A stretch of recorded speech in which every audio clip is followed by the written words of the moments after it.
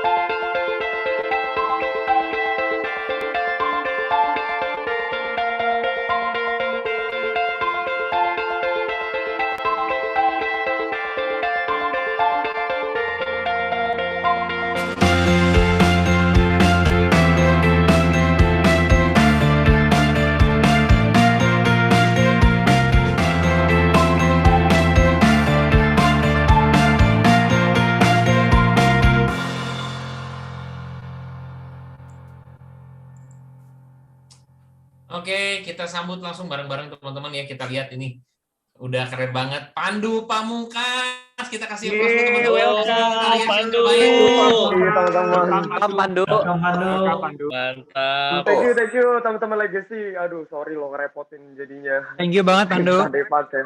Thank you ke semuanya untuk para agensi Legacy. Sama aku mau thank you dulu buat Ko Andre selaku J-Owner yang udah kasih kesempatan anak kemarin sore nih buat sharing di agensi Ko Andre, dan Ko Edward tadi juga yang udah gue repotin pagi-pagi ya, Ko, sorry loh Ko. Thank you bantuannya nih teman-teman ya. Gue happy banget bisa hadir di sini ngobrol, sharing, tapi teman-teman ini kan gue ini hitungannya masih newbie ya. Jadi nggak ngajarin, cuman sharing aja. Kalau misalnya nanti ada dipikir kurang bagus, kurang berkenan, nggak usah didengerin. Tapi kalau pikir, oh bagus nih, bisa dipakai caranya, go ahead teman-teman, boleh dilakukan. Karena gue cuman mau sharing apa pengalaman yang gue laluin dari gue join di sini sampai hari ini, kayaknya banyak banget warna-warna dalam kehidupan gitu ya. Tadi kalau kayak Ko Victor ternyata udah stalker IG gue ya. Nah itu bener sih, memang gue sangat percaya sama proses karena apa yang gue laluin pas awal join sampai hari ini prosesnya mungkin terlihatnya ada yang menyakitkan, ada yang menyenangkan, tapi sampai hari ini kayaknya yang menyakitkannya udah lupa teman-teman. Bener-bener gue rasanya happy banget bisa join di bisnis ini dan cuman nggak ada kata lain selain bersyukur sih karena Tuhan terlalu baik sih menurut gue dengan segala kemurahannya sampai hari ini tuh kita bisa join di bisnis itu kita harus bersyukur sih. Karena di luar sana banyak banget bisnis dan kerjaan yang sangat terganggu tapi kita enggak gitu ya. Nah oke, boleh langsung ke materi aja, jangan daripada bosen kan dengerin gue dan semoga suara gue nggak ngedongeng ya jadinya, nggak teman-teman nggak ngantuk ya jadinya ya. Oke, thank you. Nah, ini kalau teman-teman lihat fotonya monokrom, bukan upacara kedukaan ya teman-teman ya.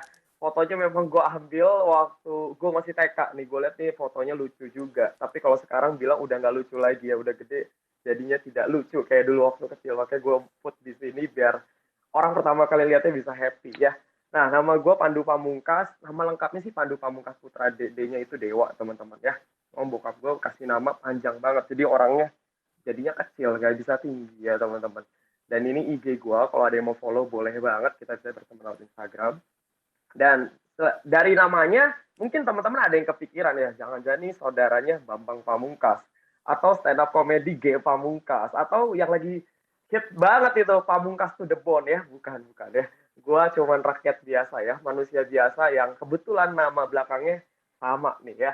Oke, jadi bener-bener orang biasa lah ya teman-teman ya, jurus pamungkas ya betul ya, ntar gue ada jurus pamungkas untuk di sini. Oke, boleh di next. Nah ini teman-teman, gue kalau kata orang kan nggak kenal nggak sayang, gue mau cerita dikit apa yang melatar belakangi gue dan gue seperti apa orangnya gitu ya. Nah gue itu dari kecil punya hobi namanya main basket teman-teman ya.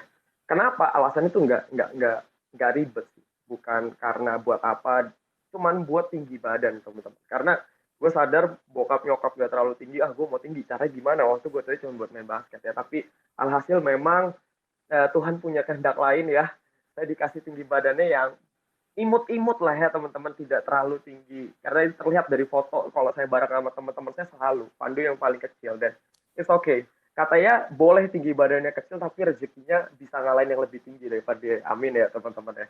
Oke, nah habis itu gue juga demen banget ngopi dulu karena di tempat kopi tuh gue banyak dapat inspirasi lah. Cuman kalau sekarang ini kan susah ya ngopi di luar. Mungkin PPKM juga udah diperlonggar, tapi banyak coffee shop yang ya orang-orang pada ngeri. Gue juga kadang-kadang terima, kayak gue pilih-pilih tempat juga. Dan gue lahir, gue 3 bersaudara. Gue anak paling kecil, anak paling bontot, dan biasanya dibilang anak paling bontot, paling manja, paling disayang. Rasa-rasanya enggak gue rasain itu teman-teman. Kenapa? Karena gini teman-teman. Jadi papa mama gue itu yang kerja cuma papa. Papa itu backgroundnya adalah karyawan BUMN dulu, mama ibu rumah tangga yang baik.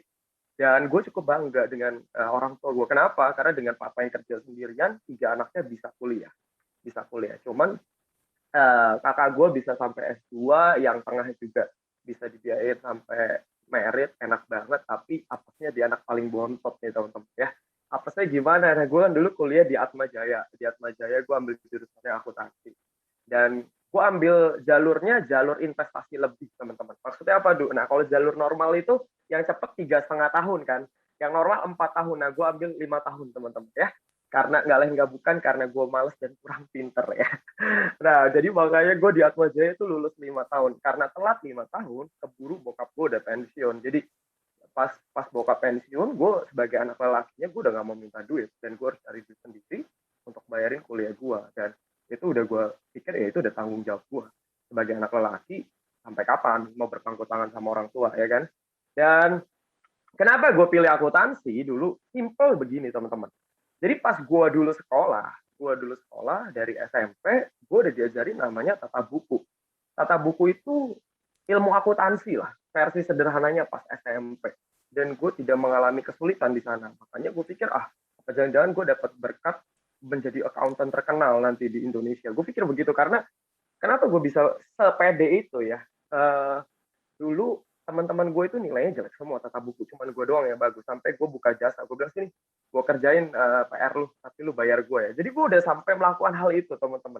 Berasa paling pinter sampai SMA pun akuntansi gue nggak pernah belajar karena gue udah paham betul. Tapi semuanya terpatahkan ya. Pas saya masuk kuliah ternyata waduh susah bener ya kan. Ribet banget nih belajar akuntansi, ngitungin duit tapi bukan duit kita sendiri, duit orang lain ya, itu yang paling dibenci ya. Dan waktu gue masuk di Atma sebagai junior, hal sepele yang paling pertama gue lakuin adalah gue pengen tahu sebenarnya jadi akuntansi, masuk di akuntansi, wah iya tuh ribet ayat jurnal penyelesaian, neraca lajur gitu-gitu.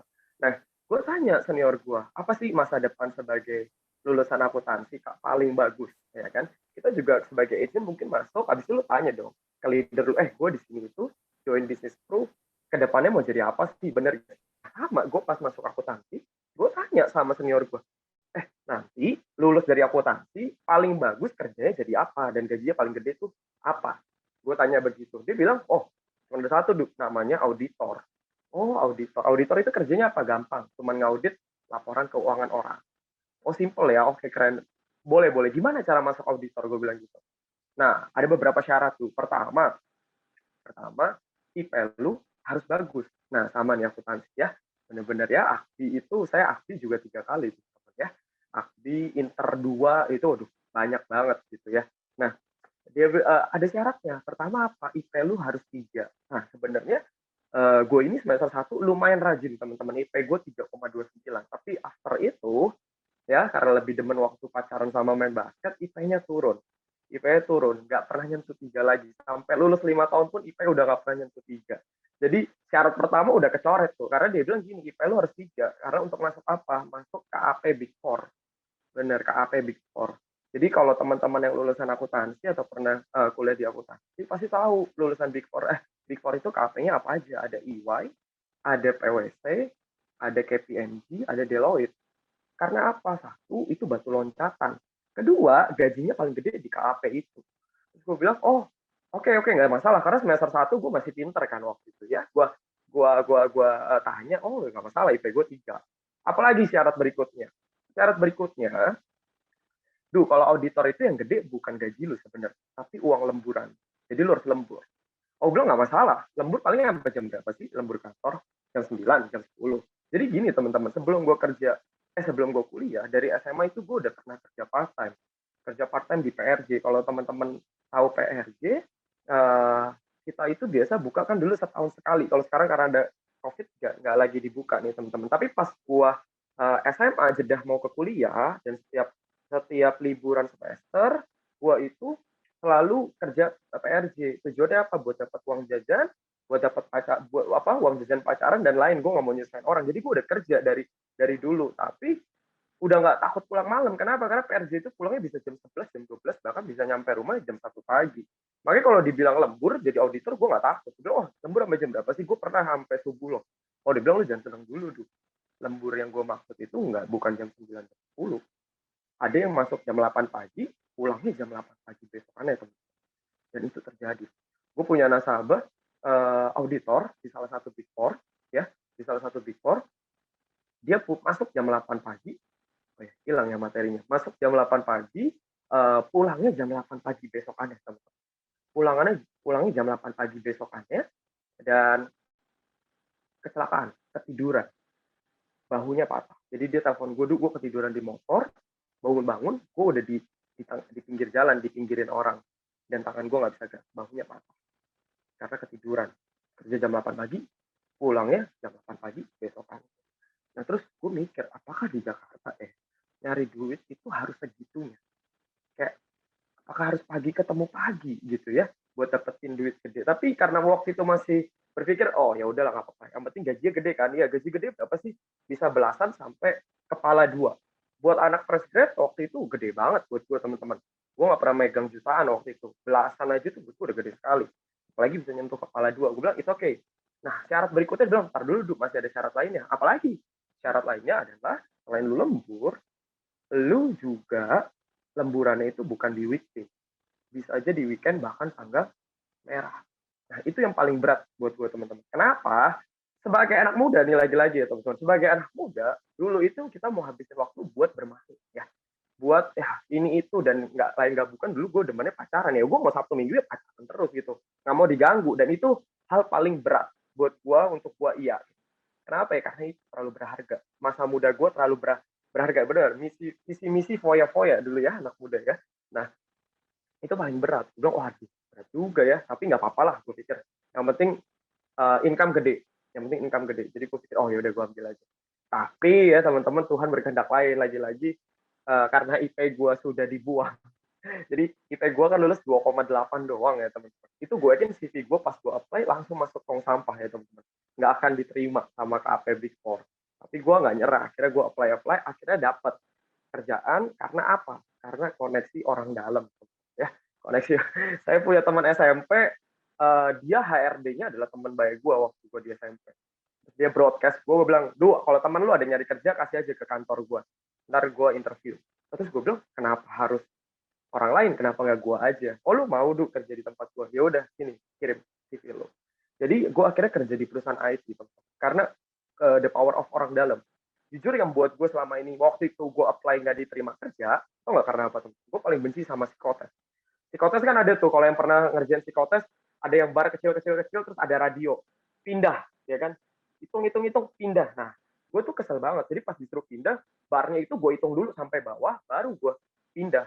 Kalau radio bilang pindah, gue nggak pindah, bodo amat, orang gue mau kerjain dulu sampai bawah. Ternyata itu jelek teman-teman, itu jelek. Kalau lu nggak disuruh pindah nggak pindah, itu berarti psikotesnya jelek, karena yang dilihat dari tes itu adalah lu bisa mengerjakan dalam pressure yang tinggi dan lu tetap bisa ngerjain banyak hal gitu. Dan gue ternyata dulu jelek banget psikotesnya. Akhirnya karena power of orang dalam, pas psikotes gue bilang, Dadu, psikotes lu nggak gue periksa, besok interview ya.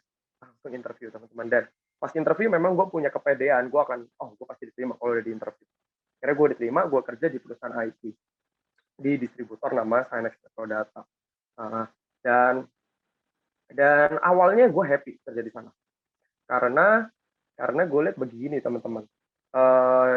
Ke kantor gue dulu itu di Apple Tower juga, sama kantornya sama di GTS. Apple Tower itu kalau buat yang nggak tahu, bawahnya Central Park teman-teman, Mall Central Park di Jakarta. Jadi enak gitu, lu dari kantor ke bawah udah mall, bosen dikit ke bawah ada Starbucks di mall juga banyak banget.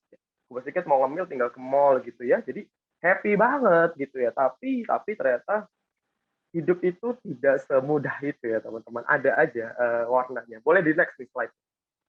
Nah, ini adalah foto gue waktu gue di kantor itu. Jadi story-nya dimulai dari sini teman-teman. Pas di sana gue bisa dibilang paling muda lah ya. Pas masuk di 2015 dan gue megang produk yang jabatan gue waktu itu adalah product development. Yang tujuannya roadshow, kenalin produk namanya Microsoft Cloud ke seluruh Indonesia. Awalnya happy loh kerjanya. Karena hampir tiap minggu tuh gue keluar kota. Jakarta itu gue bisa ke Sumatera, itu gue udah datengin. Kalimantan udah datengin. Pulau Jawa nggak usah ditanya, pasti gue datengin. Bali, Kalimantan, Sulawesi. Kalau gue nggak resign, gue akan ke Bali dan ke Papua Nugini. Teman-teman. Seru banget sebenarnya. Cuman nih bedanya nih teman-teman ya. Kalau kerja keluar kota itu kerja, bukan liburan. Beda nih sama kita di Pro, pas lu dapet Star Club, lu dapet double Star Club atau PCC, itu lu beneran liburan. Lu nggak disibukin sama kerjaan. Nah, kalau gua waktu itu keliling Indonesia itu kerja, teman-teman. Capek banget. Awalnya happy, lama-lama capek. Kenapa? Karena gini, pas gua udah sampai luar kota, itu pasti jadwal gua udah padat. Gua nyampe bandara, langsung harus meeting. Habis meeting, gua harus ngurus event. Event habis itu meeting lagi. Kadang sampai hotel itu jam 8, jam 9 malam. Tapi jam 8, jam 9 malam nggak bisa istirahat. Harus balas email kerjaan dari Jakarta. Jadi kerjanya jadi 2 kali lipat, dan gue berasa ini mah jadi ngapain gue harus keluar kota, kalau jatuhnya kerjaan jadi makin banyak. Kalau itu gue juga sering ke Bandung tuh untuk roadshow karena partner IT di situ juga banyak sekali gitu ya. Nah akhirnya gue merasa bosen lah ya, kok ini jalan-jalan mulu, jalan-jalan tapi bukan jalan-jalan dalam tanda dalam definisi yang benar, tapi adalah kerja gitu. Sampai akhirnya gue kena puncaknya lah teman-teman kerja di kantor ini. Gini ya, gue bukan yang ngejelekin dunia perkantoran teman-teman. Mungkin yang hari ini lagi dengar masih ada yang part time sampai kerja kantor gitu ya. Tapi ini yang gue rasain waktu kerja kantoran. Sebaik-baiknya lu, sehebat-hebatnya lu, pasti akan ada 1-2 orang yang nggak akan suka sama lu. pasti satu dua orang itu lu mau berbuat baik sama dia tetap aja dia akan membenci lu. Kenapa? Karena haters gonna be hate. Bener-bener lu mau berbuat baik dia tetap akan membenci lu, dan itu yang terjadi sama gua di dalam tim gua yang ini ada fotonya. Jadi ini foto pas gua resign. Makanya happy banget mungkin teman-teman satu tim gua. Oh akhirnya Pandu resign gitu ya. Sudah terbuang anak kemarin sore ini gitu. Jadi gini teman-teman. Kenapa akhirnya gue dibenci sama satu tim gua ya? Jadi sebagai anak baru, gue nggak tahu ya emang gue dapat rezekinya gimana gitu. Pas gue masuk ke sana, gue dikasih omset dong, target omset 1 tahun. Nah, gue kerja, tiba-tiba kalau di IT itu ada namanya PO siluman, teman-teman. PO siluman itu lu nggak tahu, lu approach ya, tiba-tiba dia bilang, Pak, kita mau PO produk ini dong. Dan PO produk itu satu PO atau bahasa simpelnya deh, ada nasabah yang datangin lu langsung omset, lu AAD atau omset AD lu langsung kecil. Nah, gue waktu itu begitu, dari satu PO itu omset 1 tahun gue langsung achieve, teman-teman. Langsung achieve. Dan wah, gue happy banget ya, happy. Karena gila, cuma satu pesanan langsung achieve 1 tahun. Ini kerjaan gue langsung kelar, itu di bulan September. Dan komisinya yang diterima lumayan, teman-teman. Jadi kenapa gue mau join di IT waktu itu? Karena dapat gaji dan dapat komisi. Kalau gaji menurut gue di Jakarta nggak akan cukup dengan gaji doang. Makanya gue demen ada komisi. Komisinya waktu yang ditawarkan ke gue nilainya fantastis buat gue yang baru kerja, teman-teman. Waktu itu ditawarin 75 juta. 75 juta dari PO itu doang. Terus ternyata hidup nggak seindah itu ya. Pas gue bilang, wah happy dong dapat 75 juta, dan berita itu kesebar ke satu kantor. Pandu yang kerjanya males-malesan, kerja di kantor nggak kelihatan, tiba-tiba dapat PO dan langsung. Jadi menggemparkan satu kantor gue dan tim gue juga ngobrolin hal itu. Dan ternyata apa, teman-teman? Yang dijanjikan 75 juta. Jadi yang ditransfer hanya 25 juta. Terus gue tanya dong ke bos gue, manajer gue, ini kenapa ya kok yang ditransfer sekian? Kan hitungannya harusnya sekian nih. Oh gini komisi lu kegedean. Jadi kita harus bagi 3 termin. Yang pertama 25, yang kedua 25, yang ketiga. Lu tenang aja, digituin gue. Gue pikir oh ya udah fine, anak baru oke lah, oke nggak apa-apa. Sebenarnya nggak make sense sih alasannya. Kenapa, teman-teman? Contoh, teman-teman closing tuh tadi tuh ada yang cerita 167 juta PCB. Kalau bayar tahunan, komisi tahunan langsung dibayar full kan minggu depan. Harusnya sama seperti itu, karena customer yang gue dapat langsung bayar full di depan, nggak dicicil-cicil, dan langsung lunas. Jadi harusnya komisinya pun langsung dikasih, teman-teman. Tapi dia bilang 3 termin, itu udah aneh. Tapi pada saat itu gue nggak terlalu curiga. Tapi gue menunggu bulan kedua nggak masuk, bulan ketiga nggak masuk, bulan keempat nggak masuk, akhirnya bulan kelima gue ngomong, sorry, ini kok komisi gue yang sisanya nggak ditransfer ya, ada apa ya? Dia bilang, oh tenang dulu, lagi ada dihitung-hitung ini. Oke. Sampai akhirnya bulan-bulan berikutnya belum masuk juga. Akhirnya gue naik ke GM gue. Gue tanya, Pak, gue kan harusnya dapat komisi nih. Komisinya kenapa ya kok belum transfer? Dia cuma bilang gue begini, teman. Gue ambil analoginya adalah lu punya kantor. Karyawan lu, kantor lu menghasilkan profitnya 100 juta. 90 juta untuk karyawan lu. Lu dapat sebagai owner hanya 10 juta. Menurut lu adil apa enggak? Ya enggak adil, Pak. Ya iya, itu yang terjadi sama komisi. Tapi gue bilang, kan sebelum gue dapat komisi ini kita sign kontrak. Iya, sign kontraknya ada salah hitung. Dia bilang begitu. Nah, seumur-umur gue join di Pro ya, Pro nggak pernah bilang, komisi lu kegedean, ini gue tarik lagi. Nggak pernah, teman. Udah ditransfer ya udah, itu jadi bagian lu, dan dia selalu komit. Nah, gue waktu kerja kantor bisa begitu, teman. Jadi sebelum gue join memang masuk kantor itu, gue dikasih satu surat yang tanda tangannya 3 orang, gue, manajer gue, dan GM gue. Dan sebelum tanda tangan, gue make sure ke manajer gue, ini kontraknya bener nggak hitungannya? Kalau bener gue mau tanda tangan. Oh bener kok, tanda tangan aja. Bener ya, kalau bener gue tanda tangan. Akhirnya gue tanda tangan, manajer gue tanda tangan, GM gue tanda tangan. Tapi pas udah achieve, tiba-tiba dibilang salah itu. Sakit hati ya teman-teman, sakit hati. Karena kok bisa ya? Kita udah tanda tangan kontrak, tiba-tiba lu batalkan secara sepihak. Dan gue tadi masih mau berjuang untuk perjuangin komisi ini, teman. Tapi kalian tahu yang nge-lock komisi gue nggak keluar itu adalah presidir gue langsung. Jadi GM gue ya udah nggak bisa ngapain. Karena presidirnya langsung yang ini komisi nggak boleh turun ke dia. karena salah hitung, bener-bener salah hitung. Ya gue pikir sedih juga. Akhirnya gue bilang, terus gimana Pak solusinya? Ya kalau lu mau komisi yang lebih besar, ya lu buat kantor sendiri aja. Gue digituin teman-teman. Jadi ya udah, gue diem. Akhirnya gue balik ke meja gue dengan tangan hampa ya. Sedih banget karena ya mau gimana teman-teman. Sampai presidir gue yang nggak setuju. Tambah lagi karena isu 75 juta itu udah diomongin satu kantor, gue makin serba salah teman-teman. Makin banyak orang yang nggak suka sama gue. Tercermin dari apa? Jadi pernah nih akhirnya dari satu meeting divisi gue, tiba-tiba GM gue bilang begitu. Yang lain boleh keluar kecuali Pandi. Gue kaget kan. Ada apa lagi nih? Salah apa lagi gue? Gue pikir gitu. Terus akhirnya udah pada keluar, GM gue langsung bertanya to the point. Ditanya gini, lu masih mau kerja di sini apa enggak? Gue gitu ya. Terus gue bilang, ada apa nih? Kenapa lu nanya begitu? Ya gue nanya serius, kalau lu masih mau kerja di sini. Kalau gue nggak mau kerja di sini, gue nggak ikut meeting. Jadi ya gue masih mau kerja di sini. Kenapa lu nanya begitu? Gue bilang gitu kan. Ya gue ngomong begini karena satu tim lu nggak percaya sama kinerja. Jadi ini mungkin salahnya gue dalam dunia perkantoran ya teman. Kalau di Pru enaknya adalah lu mau diomongin, lu mau dihina itu nggak ngaruh teman. Karena lu yang menciptakan prestasi lu sendiri. Tapi kalau di kantor nggak bisa ternyata.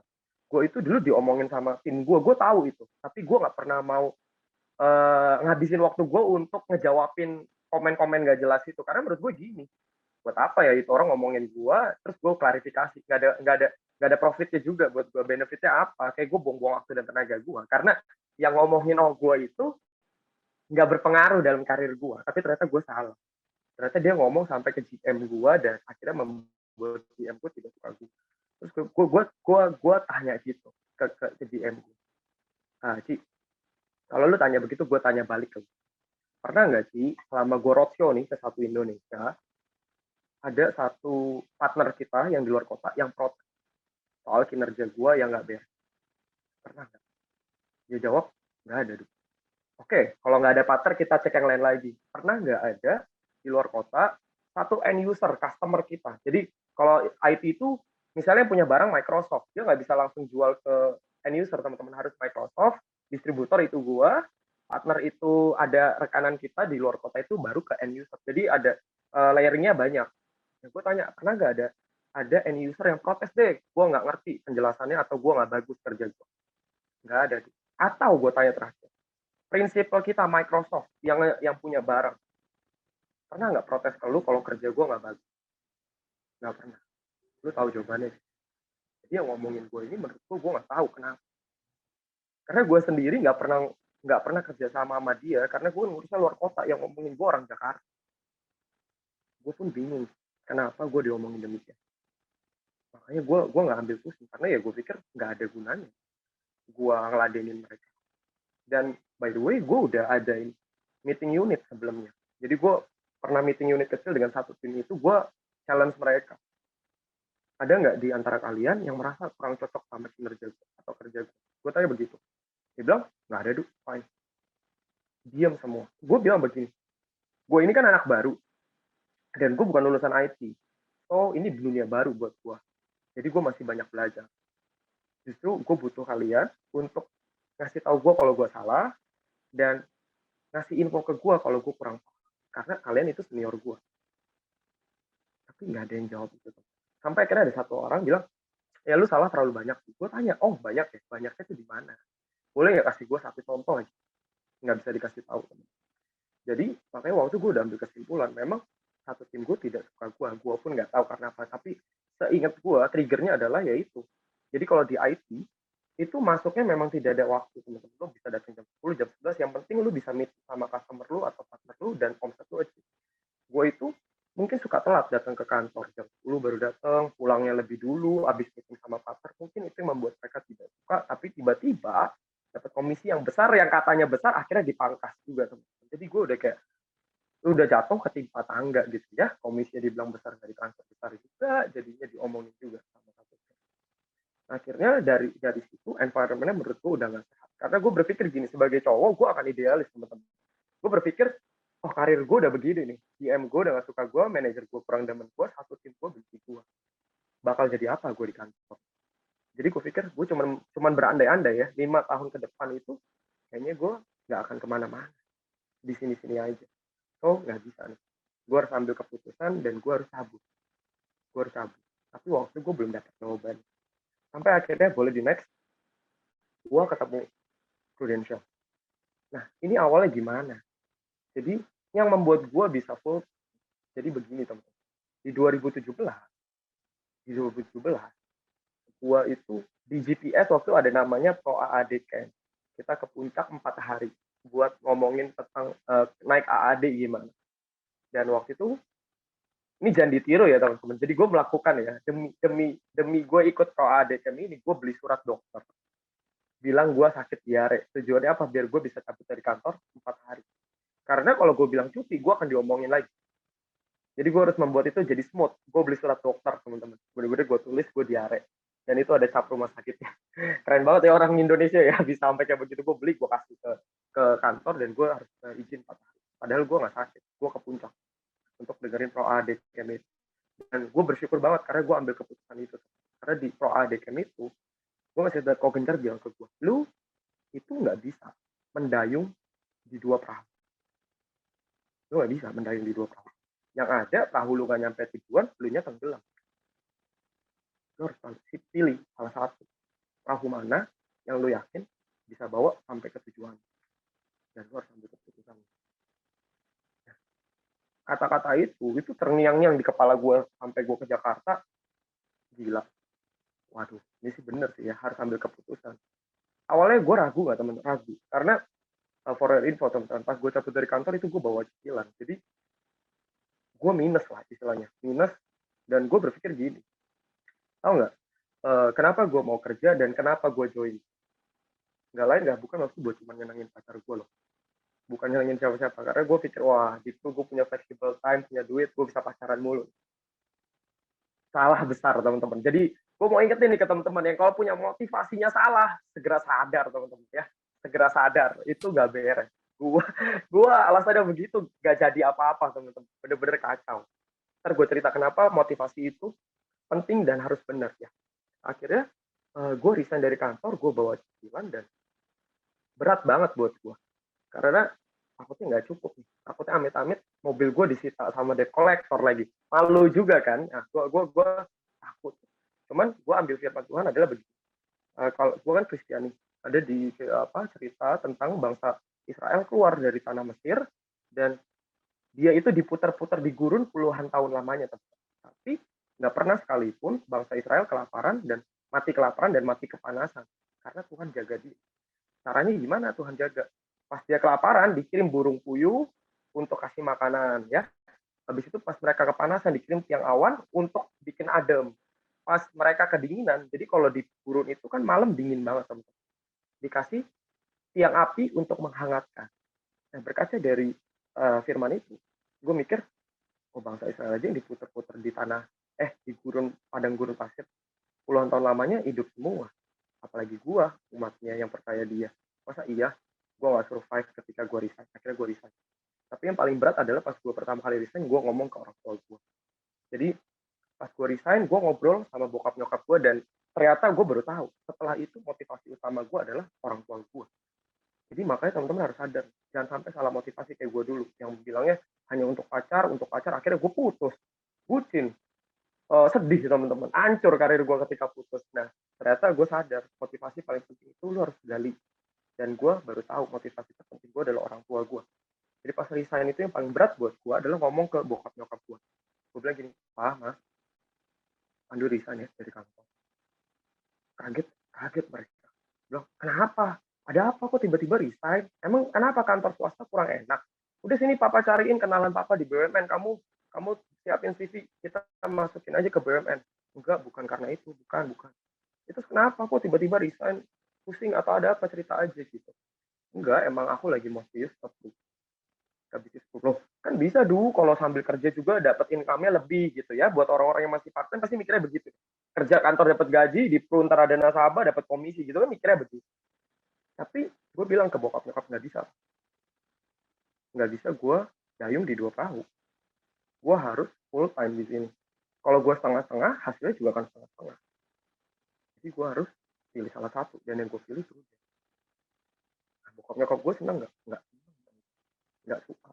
Kenapa ya? Karena bukan karena mereka membenci kita ya teman-teman. Jadi kalau ada teman-teman yang pas join ke sini orang tuanya nggak suka mungkin, atau pasangan yang nggak demen, atau keluarga yang nggak demen, bukan karena mereka benci teman-teman, tapi melainkan karena mereka sayang teman-teman. Kok bisa? Aduh, iya, karena mereka nggak mau teman-teman tersiksa atau ambil salah jalan, ya, nggak bisa tersiksa atau salah jalan. Jadi gue bilang ke bokap nyokap gini, Pak, mah, ya mungkin papa mama nggak terima sama keputusan, tapi gue nggak minta apa-apa, gue nggak minta duit, gue nggak minta apa-apa, gue cuma minta satu, doa dan kepercayaan kalian, karena itu tenaga. Kalau nggak kalian kasih doa sama kepercayaan, gue akan gagal. Tapi kalau lu kasih doa dan percaya aja sama apa yang gue lakukan, pasti gue berhasil. Gue bilang gitu ke orang tua. Sampai akhirnya, ya mereka saat itu nggak setuju ya teman-teman. Dia bilang, ya udahlah, ya udahlah. Terus gue sampai akhirnya gue tutup dengan bilang, kasih gue satu dulu. Gue akan buktiin ke kalian kalau gue akan jadi. Nah, itu awal mula akhirnya gue pilih student. Tapi keren ya, awal-awal kayak alasannya keren, tapi hidup nggak, menurut gue ada warna-warna yang tujuannya itu nanti emang membuat kita menjadi lebih hebat lagi tuh. I mean begini, mungkin kalau dilihat dulu prosesnya itu berat banget buat gue, kayak ditolak, kayaknya closing nggak masuk kayak gitu ya, ada aja. Tahu nggak teman-teman? Jadi pas gue resign, tadinya itu gue beranggapan 2017 gue naik AAD, tapi ternyata gue gagal teman-teman. Gue nggak naik AAD di 2017. Sedih nggak? Sedih. Kecewa nggak? Kecewa. Karena gue udah bela-belain resign, gue masih jadi agent. Waduh, gimana? Takut gak? Takut banget teman. Pas lagi gue keingetan di mimpi di pikiran gue adalah janji gue ke orang tua gue. Janji gue ke orang tua gue ini bakal bisa gue tepatin apa enggak ya? Tapi ternyata Tuhan masih baik. Jadi 2018 gue dapat semangat baru. Dan gue kayaknya bisa. Tapi yang tadi gue bilang, motivasi gue kan di awal salah. 2018 waktu gue masih pacaran, di bulan Oktober gue putus teman-teman, dan gue kesel lagi sama kehidupan gue pikir, wah, putus nih, padahal Tuhan tahu loh gue ini meniti karir, mencari duit, ya gue buat nyenengin pacar gue saat itu. Jadi gue bener-bener kecewa waktu di 2018 bulan Oktober gue putus. Udah gue nggak mau pegang tuh, gue langsung liburan ke Bali, gue ke Singapura, udah gue cuma mau have fun aja. Sampai akhirnya gue sadar lagi di bulan Desember. Singkat cerita, di bulan Desember di 2018, gue udah baru terpikir, gila, gue omsetnya belum achieve AAD. Kepikiran lagi adalah janji gue ke orang tua gue.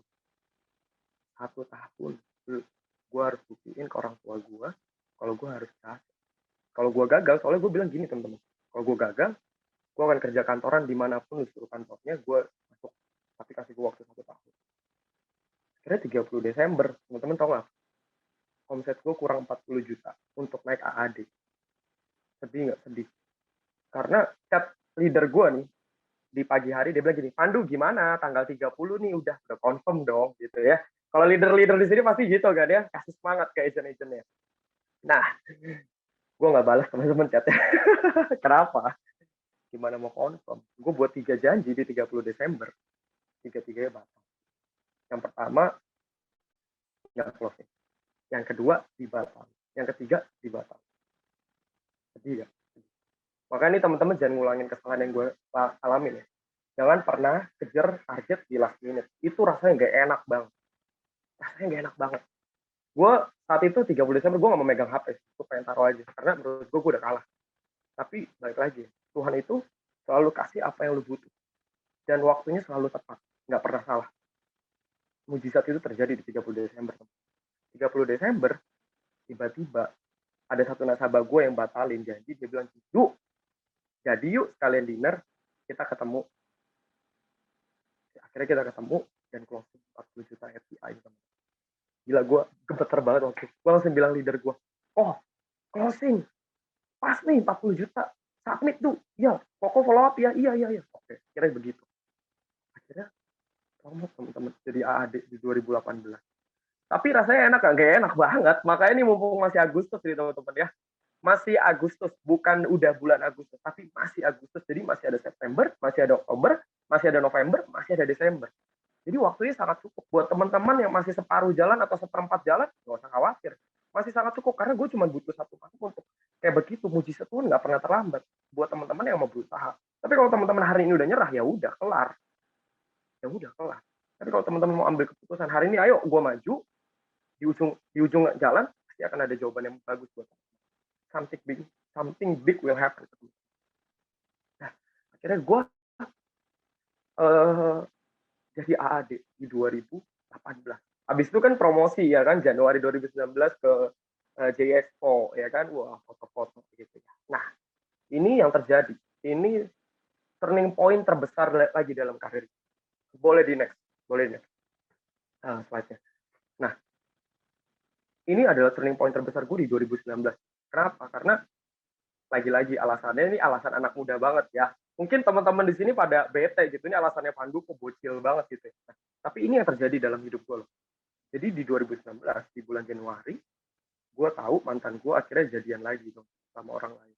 Dan gue kecewa aja karena gue waktu itu jadian hampir 8 tahun, 3 bulan setelah putus udah jadian lagi. Waduh, sedih banget ya. Kayaknya rasanya tuh kayak bocah banget gitu buat gue sampai akhirnya gue pikir wah, pas gue lihat gila, kacau banget ya. Apakah hidup tidak adil ini? 8 tahun gue berjuang, bahkan gue cari ini itu buat mantan gue, tapi hari ini dia udah sama orang lain. Maksud Tuhan apa? Maksud Tuhan dalam kehidupan gue apa? Habis itu bulan Januari, tahu gak apa yang gue lakuin? Gue gak mau pegang kru sama sekali. Dari Januari, Februari, Maret, April, Mei, gue gak kerja kru sama sekali. Gue pegang kru kalau ada yang klaim doang, karena itu merasa tanggung jawab gue kena nasabah. Sisanya gue gak mau prospek, gue gak mau approach nasabah, gak mau ketemu orang, kerjaan gue cuma main-main aja tiap hari. Sampai akhirnya gambar pertama ini Tuhan gue sadarin gue. Di Mei 2019, satu malam tuh gue nggak bisa tidur. Gue kayak dengerin lagu di YouTube, sampai akhirnya lagu itu lagu rohani, kebetulan keputar, nggak tahu kenapa teman. Terus gue dengar lagu itu dan gue nangis.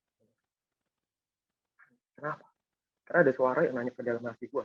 Dia bilang gini, "Du, apa sih yang buat lu kecewa sama kehidupan ini?" Terus gue jawab dong, ya iyalah lu jahat Tuhan. Lu tahu selama ini gue cari karir, cari income tuh buat siapa? Tapi hari ini lu buktiin kalau orang yang menjadi motivasi gue udah diambil orang lain. Waktu itu apa? Gue gitu. Tapi Tuhan tanya lagi, oke, bukankah orang lain tuh berhak bahagia dengan caranya sendiri ya? Walaupun nggak sama, mungkin dia bahagia sama orang lain. Dan apa lu udah bersyukur sama kehidupan lu hari ini? Contohnya, lu 2019 jadi lo AAD di last minute, lu udah bersyukur belum? Gue bilang, atau dulu, lu udah bersyukur belum? Karena di saat lu sedih dan tenang, ternyata ada, suara gue jelas gak? Suara gue jelas gak sekarang? Suara gue jelas gak teman-teman? Nah, sekarang jelas. Sekarang jelas ya. Oke, siap. Nah, habis itu gue ditanya lagi, apakah lu udah bersyukur saat ini, di saat lu senang dan sedih, ternyata ada orang yang gak pernah kabur dari kehidupan siapa? Orang tua lu. Dan mereka masih sehat dan utuh. Lu udah bersyukur belum? Karena ternyata selama ini gue udah nyanyiin orang tua gue yang gak pernah pergi dan selalu support anak saat sedih dan senang, tapi gue gak bahagiain mereka. Dan kayak buat gue jahat banget. Gila, Pandu selama ini gak mikirin orang tua. Dan gue, Tuhan sorry banget gue kelewatan. Ternyata gue salah selama ini. Terus akhirnya diingetin lagi, atau lu udah bersyukur belum dulu? Hari ini lu pun masih sehat loh. Yang lain bacanya sakit tapi lu sehat. Lu udah bersyukur belum? Akhirnya gue nangis dan gue ambil keputusan. Gue bilang, Tuhan, gue minta ampun. Mulai hari ini gue mau berjuang Tuhan. Buat siapa? Buat orang tua gue. Dan pencapaian target gue untuk membahagiakan orang tua gue, paling enggak gue harus buktiin gue bisa jadi circle. Paling enggak gue bisa jadi circle. Tapi gue bilang, Tuhan begini teman-teman. Tapi Tuhan lu tahu sendiri ya. Di waktu normal 2018 aja gue ngejar AAD itu udah mati-matian Tuhan, bener-bener di last minute dapatnya ngepas. Apalagi Star Club nih, udah di akhir Mei, sekarang udah mau bulan Juni, kayaknya sih nggak mungkin kalau gue berjuang sendiri Tuhan dapetin Star Club. Tapi kalau lu ada di samping gue yakin aja, oh jangan pernah tinggalin gue lagi tuh. Jangan pernah tinggalin gue mau berjuang. Jadi akhirnya bulan Juni, gue ambil keputusan dan gue mau komitmen. Gue kerja keras, teman-teman. Dan lebih cerdas lagi, lebih wise lagi kerjanya. Dan apa yang terjadi? 2019 di Desember awal, gue achieve Star Club, teman-teman. Gue bener-bener kaget. Karena menurut gue, seorang Pandu nih ya, dengan marketnya, networkingnya yang nggak terlalu gede, Star Club itu buat gue cuma impian. Kenapa? Karena pas gue join itu, gue cuma mikir, oh, gue masuk pro cuma buat jadi AAD deh, 400 juta kayak gue bisa deh. Mau jadi Star Club nggak kepikiran, karena menurut gue susah banget. Siapa yang mau nabung premi gede ke gue gitu? Kayaknya sih susah, orang nabung 500 ribu aja udah pada nolak-nolak, apalagi yang sampai 400-500 juta ngumpulin FPI ini susah banget ya. Tapi ternyata Tuhan buktiin, tidak ada yang tidak mungkin buat dia, dan di 2019, awal Desember, gue sudah achieve Star Club. Dan itu udah bukan di last minute lagi. Bener-bener enak banget. Desember gue udah bisa liburan, bisa ngerayain Natal, bisa tahun baru dengan tenang, teman-teman. Ya, beda banget sama 2018. Gue bilang itu keajaiban Tuhan. Dan tiga gambar ini adalah yang mengubah kehidupan gue. Tuhan gue, motivasi gue adalah orang tua gue, dan yang terakhir adalah leader gue. Leader gue yang kiri. Sepasang suami istri, namanya Ko Ade dan Sterling. Dan kanan ini adalah panutan gue, Ko Gencar. Yang dia karena menurut gue terlalu banyak memberikan gue inspirasi yang membuat gue sampai hari ini gue bisa lebih berkembang dari sebelumnya. Dan itu yang membuat gue hari ini nggak pernah berhenti berjuang, teman. Tapi pas gue mau mengejar adik di 2020, ternyata tantangan itu muncul lagi kan. Nah itu juga terjadi kan. Mungkin di teman-teman mikir, gila nih 2020 berat banget ya. Tiba-tiba ada pandemik, ada COVID, gimana ya? Nah itu gue rasain juga teman-teman. Di 2020, gue bilang ke Ko Gencar, 2019 gue gagal jadi adik. Nah ini gue mau kasih tau juga nih teman-teman. Kalau berdoa itu jangan setengah-setengah ya. Salahnya gue waktu gue berdoa di 2019 mintanya cuma Star Club, nggak minta adik. Jadi gue nggak naik jadi adik tuh teman-teman. Makanya doa itu harus lengkap biar dikabulkan gitu ya. Nah 2020 pas awal tahun gue bilang ke Ko Gencar, gue mau jadi adik. Gimana ya kok cara terbaiknya? Ko Gencar cuma bilang satu. Solusinya cuma satu, lu harus bangun tim lu sebanyak-banyaknya. Karena dia tanya gue, emang lu jago jualan? Omset lu gede gak? Wah, kok gue sih bukan tipe orang yang punya networking gede banget. Nah, makanya lu harus rekrut tuh. Lu harus bangun tim lu bisa kerja tim. Dan itu lebih enak. Oke, kok gue bilang, oke sip. Nah, saat itu gue main di ProVenture. ProVenture kan rekrut dari job street, dari job TV, dan lain segala macam. 3 bulan gue jalanin itu, nggak ada sama sekali teman-teman hasilnya. Nol, gue nggak bisa ngerekrut. Cuma interview, waktu gue terbuang, akhirnya nggak jadi apa-apa. Belum selesai dari ke-strugglean gue, ternyata di bulan Maret masuk COVID pertama kalinya ke Indonesia, ada satu case. Dan bulan April PSBB dibuka. Jadi maksudnya diumumkan, kita nggak bisa ketemu lagi sama orang, kita nggak bisa tatap muka, dan itu menurut orang-orang zaman dulu ya, gue juga berpikir gini kan, gue hidup di sebelum pandemik juga. Memang susah kayaknya ya, dulu kita pas jadi agen asuransi enaknya ngobrol langsung, ketemu gitu ya. Nggak ada Zoom, nggak ada Google Meet kayak begini, kayak kita sekarang. Jadi kayak rasanya tidak mungkin kita bisa approach orang tanpa tatap muka, dan gimana dia bisa closing atau kita ngerekrut tim. Nah gue juga kepikiran satu, gila. Tuhan kok lucu juga ya dalam hidup gue. Di saat lu tahu nih Tuhan gue pengen ngejar adik, lu kasih pandemik ya. Normal aja gue susah ngejarnya, sekarang lu kasih pandemi. Tuhan gimana nih Tuhan? Tapi gue bilang ke Tuhan gini, tapi lu udah buktiin sih mujizat lu di 2018, 2019, so 2020 gue nggak ragu, gue cuman berusaha apa yang menjadi bagian gue, hasilnya gue serahin ke lu.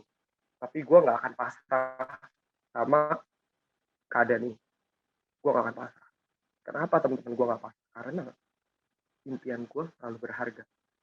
Nah buat teman-teman yang hari ini mau nyerah, ingat lagi, apakah impian teman-teman terlalu tidak berharga, jadi kayaknya pasrah sama keadaan. atau impian teman-teman udah bener apa belum. Kenapa gue bilang gitu? Karena gini teman-teman, kalau emang teman-teman punya impian dan itu berharga, gue rasa teman-teman nggak akan rela pasrahin itu ke keadaan sekarang, atau teman-teman nggak akan rela pasrahin impian teman-teman yang begitu berharga dan keadaan yang rusak ini mengambil impian teman-teman gitu aja. Nggak akan rela, Mas. Nah, gue menganggap impian gue terlalu berharga. Apa impian gue? Bahagiain orang tua gue. Jadi gue nggak mau nyerah. Gue bilang ke Tuhan, oke, lu kasih pandemi, gue akan berusaha. Tapi lu jangan tinggalin gue. Gue mau berusaha dan hasil gue serahin ke lu. Nah, akhirnya gue mikir teman-teman, caranya gimana ya yang efektif dan efisien, kita nggak ketemu orang tapi bisa tetap produktif. Boleh di next. Boleh di next. Nah, caranya gimana gitu ya. Nah, gue orangnya kan simpel banget teman-teman. Nggak mau terlalu ribet-ribet mikirin sesuatu. Jadi gue kayak, apa ya. Jadi sebenarnya akhirnya gue keingetan, di 2019, sebenarnya tuh gue udah main semi online dari Instagram dengan membuat satu konten gitu lah, dengan membuat satu konten tujuannya untuk engagement. Nah, kenapa gue akhirnya bisa kayak begitu?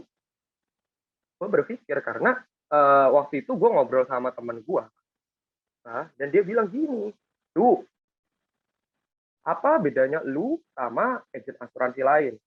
Dia tanya gue gitu. Oh, gue langsung jawab dengan pede dong. Oh, beda lah jelas. Gua ini agent yang bagus, yang ngerti produk lu, ngerti kebutuhan lu, ngerti klaim, akan kasih lu servis 24 jam. Nah, pasti nggak ada deh di agent lain. Gue bilang begitu. Terus temen gue coba jawab simple gitu. Itu kan kata lu. Gimana orang lain bisa tahu, gitu. Terus gue pikir, wah, iya juga ya. Gimana orang lain bisa tahu kalau gue agent asuransi yang bagus, agent yang ngerti kebutuhan lu, agent yang bisa servis 24 jam, agent yang ngerti klaim. Bener juga. Terus gue bilang ke teman gue, oke, lu jangan nanya gue dong gitu aja dong kalau lu nggak bisa kasih solusi. Maksud lu apa? Soalnya gini, di Instagram itu yang jadi agen asuransi teman gue bukan lu. No. Nah, gimana gue bisa tahu lu lebih bagus dari teman gue yang lainnya? Terus solusinya apa? Gue bilang gitu. Solusinya, lu harus menciptakan ciri khas lu sendiri. Nah, berkaca dari awal itu, akhirnya gue kuatin media sosial gue dan gue move ke online. Tapi disclaimer on dulu ya teman-teman. Media sosial gue, Instagram gue, bukan tipe orang yang jago edit banget. Jadi kalau teman-teman nanti stalker IG gue, feed gue nggak bagus dan nggak tersusun rapi. Tapi apa yang gue mainkan? Story gue. Jadi nggak sedikit story gue akan menyebalkan banyak orang ya. Gue akan membuat orang itu kesel lihat story gue. Tujuannya apa? Mencari perhatian mereka. Buat apa? Buat gue bisa ngobrol. Dan itu yang gue tempat teman-teman. Jadi kalau teman-teman mau lihat yang fitnya bagus, kayaknya lu nggak akan dapatkan jawabannya dari gue. Karena gue pernah coba itu teman-teman untuk edit fit dan gue gagal karena capek banget buat gue seharian bisa edit dan gue akhirnya nggak prospek, jatuhnya gue sebel sendiri. Nah, gue akhirnya pakai tempuh cara lain, gue ngobrol lewat story. Caranya gimana nanti gue coba. Boleh di next dulu, boleh di next. Nah, akhirnya kan gue pikir kita tuh harus memilih nih teman-teman, mau bekerja keras doang atau bekerja pintar dan cerdas saat ini. Jadi gue itu kerja keras nih. Wah, 2018 kerja keras teman-teman.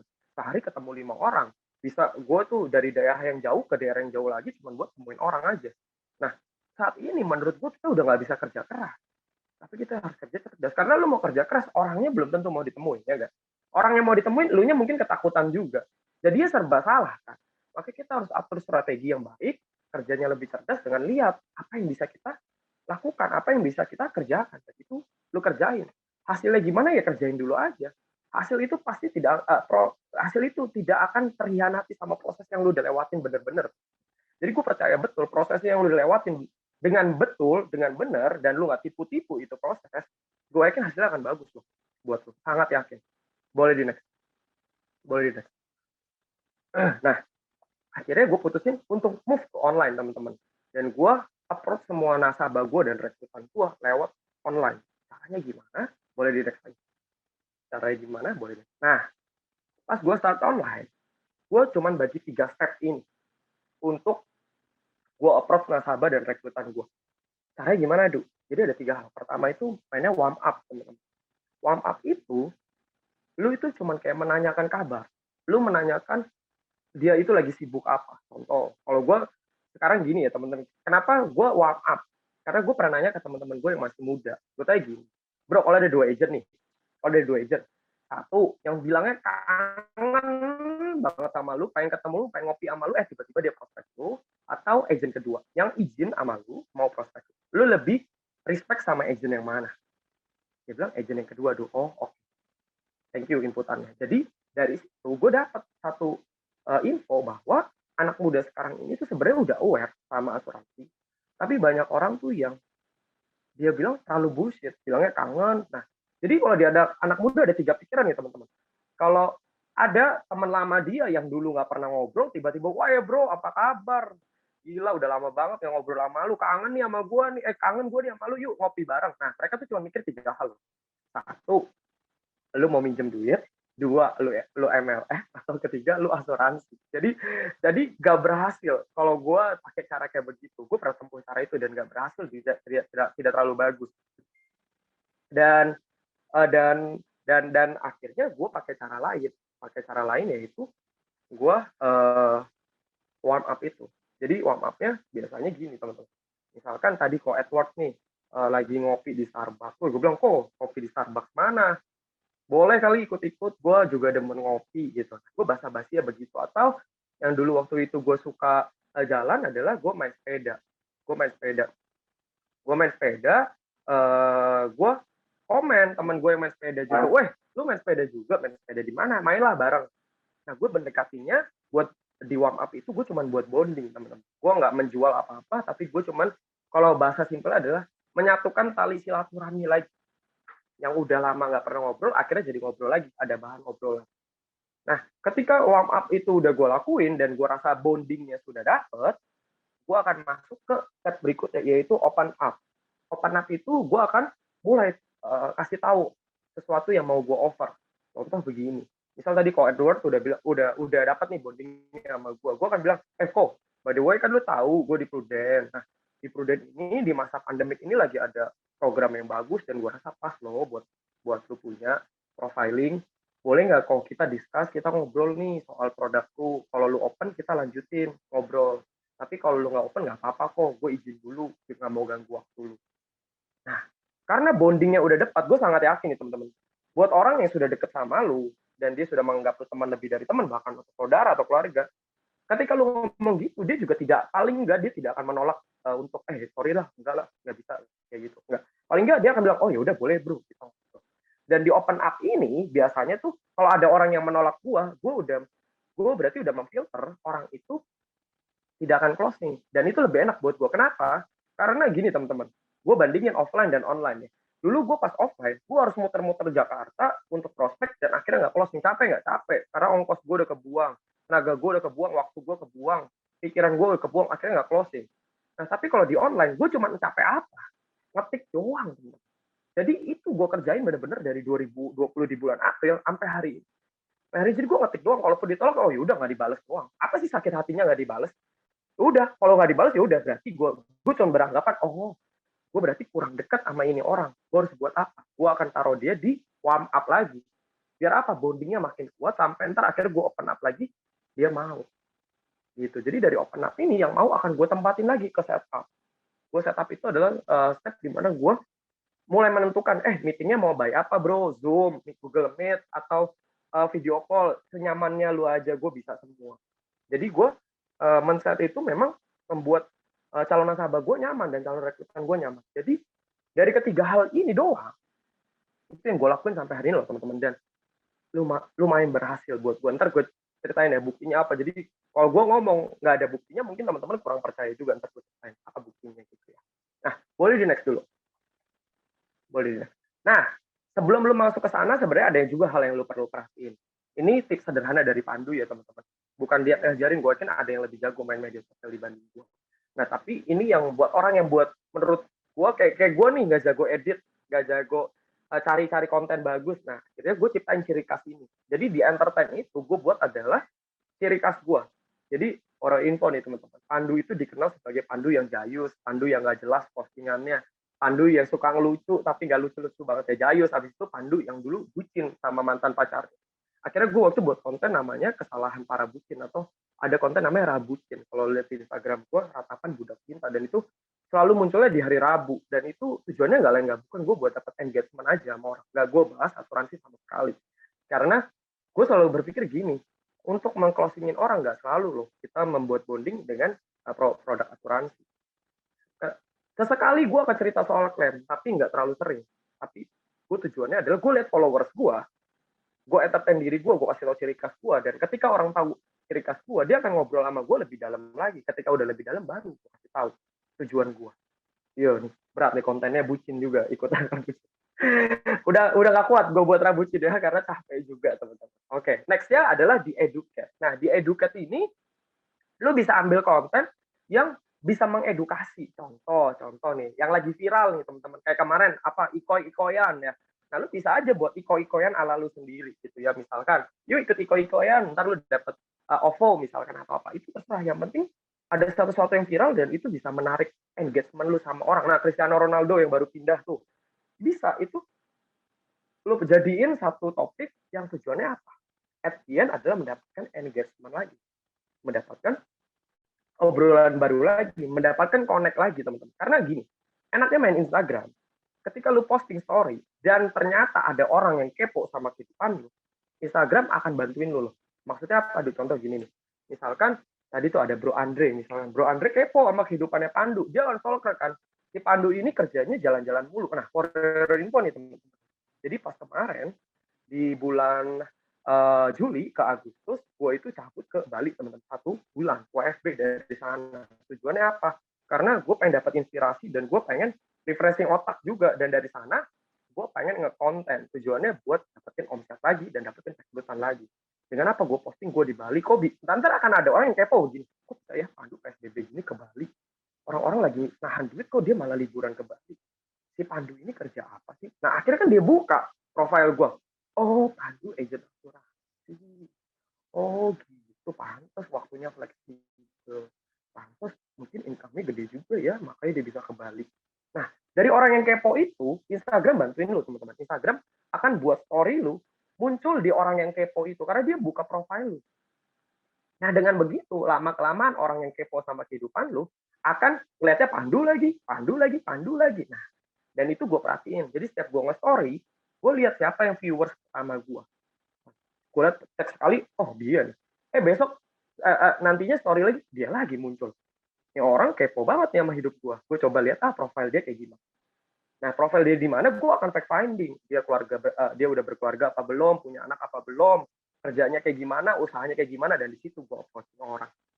Nah, jadi tujuan gue main sosial media, ya itu teman-teman. Cara gue tuh seperti itu. As simple as that. Kelihatannya kayaknya kok simple banget tuh. Emang simple itu teman-teman. Dan kita tuh kadang terlalu complicated teman-teman. Ada hal yang lebih sederhana, lu nggak jalanin, tapi yang pusing-pusing complicated lu pikirin terus. Jadi akhirnya nggak jadi apa-apa. Kalau ada sesuatu yang bisa lo lakuin, udah lakuin aja. Jadi jangan diambil pusing, lakuin aja gitu ya. Boleh di next. Nah, di 2020 akhirnya gue berjuang, gue jadi AD. Dan AD itu gue promote di awal November. Dari pandemik, gue promote jadi AD di awal November. Bukan di awal Desember lagi, di awal November. Gue sampai kaget. Tuhan, gila lu hebat banget ya. 2020 Tuhan, orang bilang pandemik, ada COVID, lu kasih gua adik di awal November. Tapi nggak sampai di situ aja. Gue promosiin juga AAD di awal November juga. Tim gue ngikutin jejak gua. Plus dapat Star Club lagi di 2020, MDRT, dapat PPC as a leader. Dan menurut gua, gila, gue bilang Tuhan sih luar biasa ya. Dan gue akhirnya menarik kesimpulan, itu semua tergantung mindset kita. Saat ini, kalau teman-teman pikir keadaan ini adalah menjadi masalah, ya akan jadi masalah buat. Tapi kalau lo anggap ini adalah batu sandungan yang membuat lo ntar bisa jauh lebih tinggi lagi berjalannya, atau jalannya jadi bisa makin hebat lagi, ya lo akan menjadi yang lebih hebat lagi. Makanya tergantung mindset. Dan teman-teman sadar, sebenarnya tiap tahun masalah itu akan ada aja. 2020 orang itu beralasan COVID datang dan kayaknya susah nih buat kita. Kayaknya udah nggak mungkin buat kita yang bisa prospek orang, bisa cari nasabah, bisa rekrut orang, nggak mungkin. Dan ntar 2021 alasannya apa lagi? Banyak. Dan ternyata 2021 gue dapet salah. 2021 COVID belum hilang, gue kan demen main basket. Terus pas main basket kaki gue cedera. Kalau yang ngerti, dengkul itu ada namanya urat ACL. ACL gue putus dan harus operasi. yang harus operasi. Dan di 2021 saat itu gue ngejar MYLC. Gue bilang ke Tuhan gini, Tuhan, ini kan udah tinggal 1 bulan ya, kenapa gue malah cedera kaki? Gue harus pakai tongkat 2 minggu, teman-teman, dan gue nggak bisa kemana-mana. Dan itu membuat gue tidak produktif. Tapi gue bilang ke Tuhan gini, Tuhan, gue kan udah bersikeras ya, gue mau mendapatkan MYLC. Lu mau kasih kaki gue cacat, mau kasih kaki gue saat ini cedera, gue nggak peduli deh. Karena impian gue penting, MYLC harus dapat. Dan 2021 di bulan Mei kemarin ya, atau April ya, gue lupa apa MYLC itu diumumin kapan gue dapat MYLC pertama gue di karir gue dan di masa pandemi. Dan nggak sampai di situ aja. Di kemarin nih bulan Agustus gue baru promosiin agent gue jadi AAD juga. Jadi gue udah punya 2 AAD sekarang. Dan menurut gue luar biasa banget ya. Di saat kayak begini orang bilang susah, kok gue kayaknya fine-fine aja. Tapi balik lagi, semuanya itu ada di pikiran teman-teman. Kalau lu pikir semuanya susah ya susah. Tapi kalau pikir ini bisa, yuk kita jalanin dan masih ada cukup waktu. Masalah itu akan datang gitu aja, bentukannya aja yang beda teman-teman. Waktu itu 2020 gue dikasih COVID, ada COVID gue susah bergerak gitu ya. Nah saat ini COVID belum hilang, kaki gue cedera, tapi gue tetap punya impian dan gue nggak rela. Impian gue diambil sama keadaan yang menurut gue nggak berharga buat gue. Tapi impian gue lebih berharga dari itu. Gitu. Next, boleh. Nah, ini yang selalu harus teman-teman tanya ke diri teman-teman. Seberapa besar impian teman-teman? Kalau impian teman-teman rasa kecil ya pasti akan direlain gitu aja. Oh, udah ya, gue boleh tunda di tahun depan. Gue boleh kejar lagi lah, impiannya udah ditunda aja tahun depan. Ya kalau lu mikir begitu ya udah, terjadilah sesuai apa yang lu pikirkan. Tapi kalau lu pikir impian gue besar, gue nggak rela tahun ini impian gue diundur lagi. So go ahead. Kejar. Jangan jadi anak yang dikit-dikit baper, dikit-dikit kelar, udah capek enggak. Kalau emang lu rasa impian lu penting, lu harus bangkit. Tapi lu jatuh bangkit lagi. Karena impian lu selalu berharga. Kalau lu relain satu. Jadi jangan tanya. Boleh di next. Nah, ini yang gue dapat dan ini ada satu firman Tuhan yang menurut gue luar biasa buat gue. Dia bilang gini, you may not understand what I'm doing, but someday you will. Nah pas gue 2020 jalan ini mungkin gue nggak tahu ya. Tuhan ini maunya apa sih? Tuhan ini dari 2019 maunya di kehidupan gue apa? Gue berjuang loh Tuhan. Gue bekerja keras loh. Tapi kayaknya nggak ada hasilnya. Tetapi dari kalimat ini gue makin sadar. Hari ini mungkin kita nggak pernah tahu loh apa yang lagi kita lakuin dan hasilnya itu seperti apa. Lu nggak akan tahu hari ini yang lu lakuin hasilnya seperti apa. Tapi someday you will. Sampai akhirnya tiba, lu akan bingung, gila Tuhan luar biasa banget. Makanya buat teman-teman yang sekarang lagi berjuang, jangan nyerah. Terus lakuin. Karena suatu saat nanti, di saat yang tepat, Tuhan udah siap untuk kasih berkat ke lu akan terheran-heran. Karena luar biasa banget. Dan itu yang gue rasain di 2020 ya. Gue mikir gila, buat jadi AD aja buat gue susah banget. Tapi akhirnya apa? AD tercapai, gue promosiin AD, gue MDRT pertama, gue dapat lagi Startup Producer, terus gue dapat as a leader PPC, plus gue dapat top AAD-nya GPS di 2020. Dan menurut gue, gila. Ini sih berkat Tuhan gila banget. Orang bilang susah, seorang pandu yang marketnya kecil. Dulu tim gue nggak ada loh teman-teman. Jadi gue dari awal tahun sampai April itu gue nggak punya tim sama sekali. Sampai akhirnya di bulan Agustus Tuhan datang semua tim gue dan tiba-tiba jalan semua.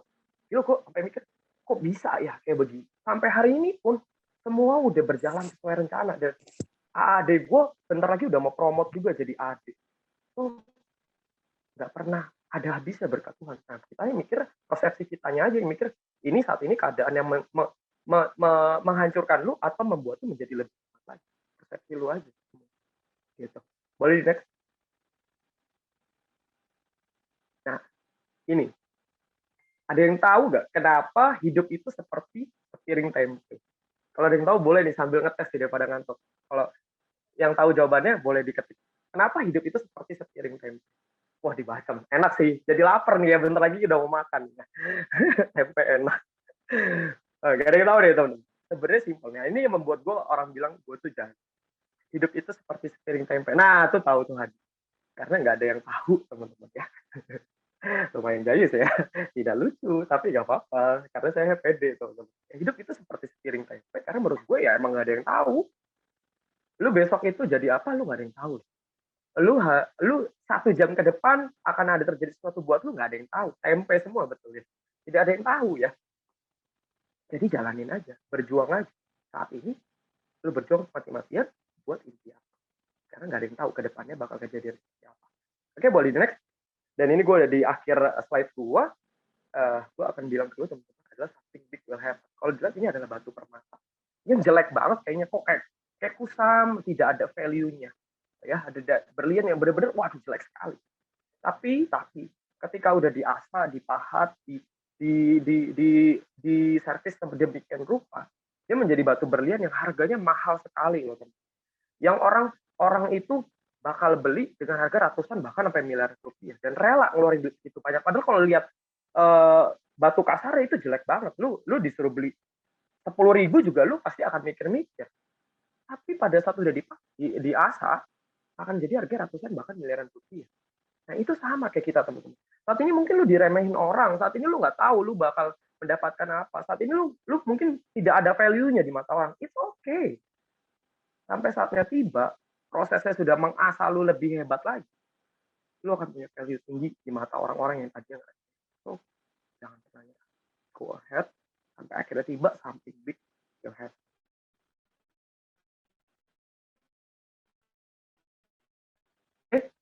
Kayaknya sudah yang bisa gue share. Semoga ada yang bisa terinspirasi. Kalau bagus boleh diambil, kalau jelek buang aja. Karena gue kan masih newbie ya, anak kemarin sore yang sok ngomong. Dan ini itu aja yang bisa gue share. Semoga bermanfaat ya. Thank you semuanya. Oke, terima kasih Kak Pandu. Wow, sebuah role model bahwa background lu pernah bucin, tapi walaupun bucin, lu punya masa depan yang gemilang di Prudential. Wow. Betul. Oke. Pandu itu 28, sekarang umur 28 atau waktu join umur 28, Pandu? Sekarang udah kebetulan karena gue baru ulang tahun jadinya 29 nih kok. 28. Gue join di Pro itu 2017. Berarti umur gue baru berapa ya? 2017 sekarang udah 4 tahun. 25 berarti gue join. 25 ya. Yang pas gua posting itu yang tadi Ko Victor bilang memang gue nggak punya apa-apa loh. Cicilan mobil belum lunas, rumah belum ada, tabungan nggak ada, semuanya nggak ada. Tapi hari ini gila, berkah Tuhan sih luar biasa. Asik banget. Asik ya. Maksudnya buat gue pribadi yang umur 40 gitu punya anak, ngedengerin cerita bucin, dulu pacaran gimana. Oh iya ya. Waktu-waktu itu memang nggak mudah ya pasti. Betul kok, itu yang gue rasain. Oke. Terima kasih, tapi Pandu boleh sharing hari ini di Bandung, di Legacy. Thank you banget buat kehidupannya. Thank you akhirnya di bulan September dengan entah kenapa lu bisa berpikir mengingat bahwa orang tua nggak pernah ninggalin lu. Mereka ada buat lu walaupun cewek lu, sayangnya ya cewek lu akhirnya nggak bisa melihat nih ada sebuah kualitas diamond dalam hidupnya Pandu. Sayang banget nih. Wow. Nah teman-teman saya mau ambil cerita penutup seperti ini ya. Iya ya, umur gue tahun ini umur 40. Teman-teman ada yang mungkin umurnya kayak Pandu masih muda 28, ada yang 23, ada yang 40 juga gue tahu, ada yang 42 dan lain sebagainya. Tadi malam di mobil sama mama kan sekarang banyak tinggal di Bandung di rumah. Saya nanya, dulu mama waktu Koko nggak ada, saya punya Koko. Waktu Koko gua nggak ada meninggal itu, mama umur berapa? Umur 40. Oke, dan menurut maksudnya yang saya tahu ya, itu adalah satu single tragedy yang terbesar yang dialamin sama mama saya gitu loh. Di umur 40 kehilangan anaknya. Dulu Koko itu 3 SMP lah, berarti sekitar umur berapa ya? 13, 14 mungkin ya. Oke. Nah, terus tadi Pandu ingetin lagi, iya ya, gue tuh nggak pernah menyangka di umur 40 seperti hari ini dengan kehidupan seperti hari ini, ada di bisnis Prudential, punya bisnis seperti hari ini, saya nggak pernah nyangka teman-teman. Oke. Tapi yang saya tahu bahwa dengan ceritanya tadi Pandu terakhir, apa ini sepiring tempe karena nggak ada yang tahu. Itu simple, tapi itu benar banget. Hidup kita itu nggak ada yang tahu. Ke depan lu akan jadi apa. Kalau lu maksimalin hari ini, Satu malam ketika Pandu ngobrol sama Tuhan, gue mau balik lagi, impact-nya sampai hari ini loh. Oke, satu activity yang kita lakuin, satu semangat, satu hari ketika kita punya perenungan, kita mau maju, kita mau semangat. Saya mau bilang, lu nggak pernah tahu impact bagusnya akan seperti apa dari apa yang lu lakuin hari-hari ini. Lu nggak pernah tahu. Sayangnya, juga lu nggak pernah tahu kalau lu miss, ya ada sebuah event yang bagus, lu nggak pernah tahu missnya seperti apa. Saya mau bilang bahwa hidup nggak pernah nungguin lo. Mama saya kehilangan Koko, nggak ditungguin. Nggak karena belum umur 14, 15, nggak ditungguin. Oke, dan kita yang, apalagi yang tahun ini kita ngalamin banyak kehilangan, orang tua, keluarga, dan lain sebagainya, kita paham banget bahwa dunia ini nggak berputar di sekeliling kita. So kalau lu miss the moment, Agustus lu miss the moment, September 2021 lu miss the moment, ya nggak dapat apa yang lu goalsin, nggak dapat promosi, nggak dapat London, nggak dapat sebuah tim yang lu mau. Ya udah aja, 2022 sepertinya nggak ada apa-apa. Tapi kita nggak pernah tahu, oke? Ada apa yang terjadi di tahun depan? Apakah mungkin ini kesempatan saya ngajakin orang tua ke Eropa atau ke Singapura yang terakhir kalinya? Apakah mungkin ketika gue bisa kumpulin duit yang bagus dari sekarang sehingga Desember saya bisa ajakin mama ke Bali atau orang tua atau anak jalan-jalan sebelum tahun depan misalnya ada pandemi berikutnya apapun itu, oke? Tapi hidup itu nggak berkeliling, nggak berputar di sekeliling hidup lo, oke? Yang saya bilang bahwa ada momentum demi momentum yang sebenarnya dipersiapkan, tapi momentum tidak pernah datang sama hidup lo. Yang ada adalah lo, kita, Anda, dan saya. Kitalah yang perlu mendatangi kesempatan yang ada. Tugas kita lah. Hari ini kita dapat momentum nih. Apa? Dengerin Pandu. Menurut saya ini momentum. Usia masih muda, bisa ceritain bagaimana dia promosiin orang, ada momentum. Saya kok terlalu percaya ya. Anda itu punya kesempatan juga loh untuk kita boleh ambil momentum yang ada. Pertanyaannya adalah apakah lu akan ambil atau lu nggak akan ambil? Oke, jadi kita bersyukur hari ini kita lebih tahu kalau kita makan dan lihat tempe. Apakah ini sepiring tempe? Kita tahu karena kita nggak ada tahu. Tadi gimana sih kata-katanya? Gue rada lupa. Kok Ivan Stefanus tadi gimana? Hidup itu seperti sepiring tempe kok, nggak ada yang tahu soalnya. Oh itu benar. Hidup itu sepiring tempe karena nggak ada yang tahu. Oke, jadi karena kita nggak ada yang tahu, tapi saya tahu kita punya kesempatan. Tuhan kasih kita waktu kesempatan buat hari ini. Nggak tahu kalau besok, nggak tahu minggu depan, nggak tahu tahun depan. Nggak tahu 2 tahun lagi. Oke, kita nggak ada yang tahu. Thank you banget.